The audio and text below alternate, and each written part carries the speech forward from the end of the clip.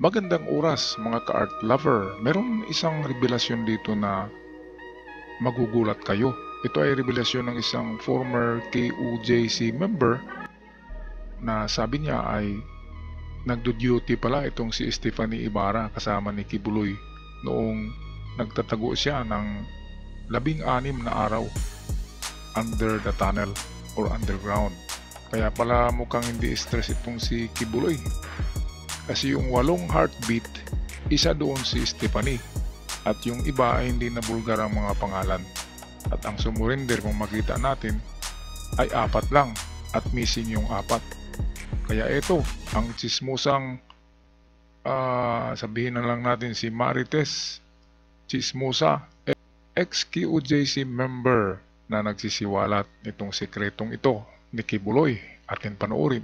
Nung ano na siya, nagtago na noong na prepare na niya yung pagtatago niya, syempre sa tingin ko, meron siya dito mga bala ng mga pagkain, tapos lahat na ng kakailanganin, di ba? Syempre dahil pagka nagtago ka doon, hindi naman yan yung parang 1 week lang, syempre parang pangmatagalan yan, di ba?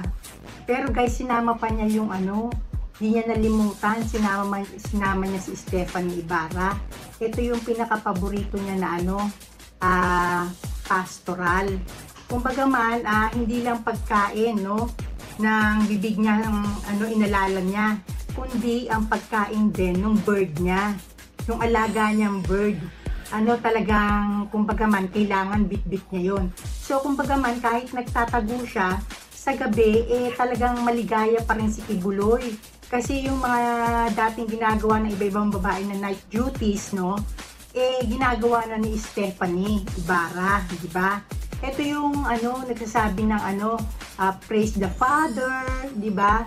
Tapos ito yung ito daw yung pinaka-paborito niya. Parang ito yung lumalabas na pinaka-asawa niya talaga. Kasi sabi ni Miss Arlene Stone, ito daw inalagaan, tapos eventually kinain rin niya. So, kumbaga man, talagang si Kibuloy, yung kalibugan niya, no? Talagang yun ang nagpahamak sa kanya. Kasi naturingan pa, pero sa bagay din naman siya pastor eh. So, etong kanyang kalibugan, na kailangan sa gabi may mag-perform ng night duties, no? Kailangan tuloy pa rin yun. Kaya bit-bit niya si Stephanie Ibarra. So, alam nyo guys, si Stephanie, masabi ko lang sa inyo mukha lang yang mabait. Pero isa ring walang hiya yan. Hindi yan yung parang sinasabi mong biktima siya. Actually guys, balik ka level din siya sa kawalang hiyaan nila, Jacqueline Roy. Kasi, kung yan, magalit yan sa TikTok at alipustahin yung mga kumakalaban kay Kibuloy sa KOJC. Hanip yan guys, talagang iba magsalita yan. So, hindi siya biktima. Isa rin siyang walang hiya na kumbaga yan ang right hand sa tanas dahil actually, baka yan may marami na rin mga properties na nakapangalan sa kanya. Ayan. So, ako'y maniniwala dito dahil itong si Stephanie Ibarra nga ang number 1 na pastoral ni Kibuloy sa kanyang puso. Kaya ito na yung kanyang asawa at hindi ako maniniwala na wala silang anak nito. Kasi ang katawan nito ay tumataba na kahit batang-bata pa. At sigurado meron ito tinatago lang sa kanilang mga membro na meron silang anak para walang iskandalo. At dito maririnig natin sa mga bagong pahayag ni Stephanie Ibarra ay hindi pa rin siya nagreklamo kay Kibuloy, bagkus ay mahal na daw niya talaga si Kibuloy, ang kanyang Panginoon at ang kanyang parang boyfriend na rin.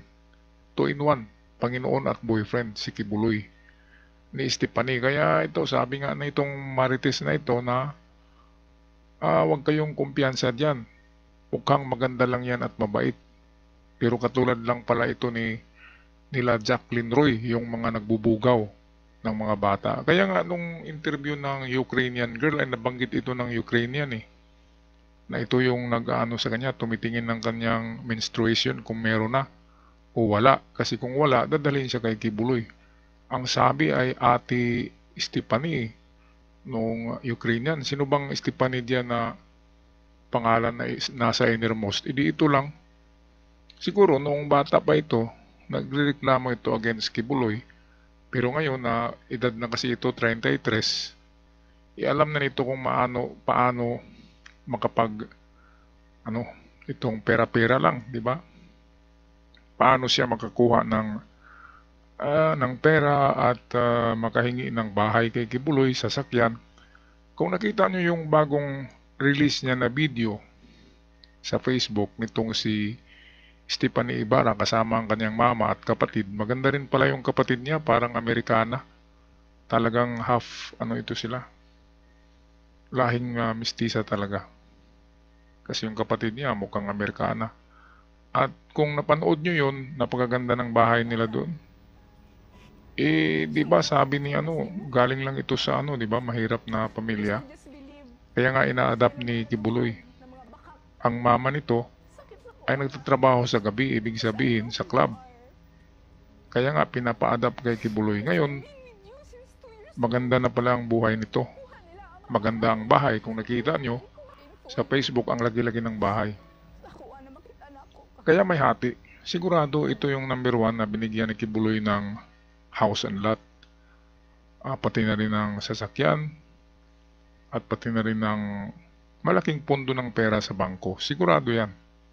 Kaya hindi na pumapalag ito. Bakit papalag pa siya? Ang sarap-sarap na ng buhay, di ba? Kaya ito, pro Kibuloy talaga ito si Stephanie Ibarra. Kasi mantagin nyo naman, batang-bata pa ay kinukondisyon na, binudul-budul na ang isip habang bata pa, di paglaki, hindi na mababago yon kahit anong sasabihin natin sa kanya. Okay, tapusin na natin ang video courtesy ng Marites na ito. Kay diyan kay Stephanie Ibarra, no? So, wag tayong pauto na porket yung panglabas niya maganda, biktima siya. Hindi siya biktima, guys. So, isa rin siyang kumbaga man, birds of the same feathers flock together. Isa-isa lang kulay nila, guys. Kumbaga 8 sila, di ba? Talagang kumbaga sa rainbow, di ba? Nadagdagan, bali rainbow, di ba? Ito yung sinama ni Kibuloy. Tapos ito si Kibuloy, di ba? Talagang yung kawalang hiyaan niya, dala-dala niya, nagbitbit talaga siya ng mga pwedeng magpahamak sa kanya. Sinama niya kasi baka ipahamak siya ng mga to. Okay, maraming salamat sa iyo, dakilang Marites. At tayo magpapaalam na mga ka-art lover. At kung medyo nagustuhan niyo ang ating video, huwag kalimutan mag-subscribe. Hanggang sa muli, paalam at ingat kayong lahat.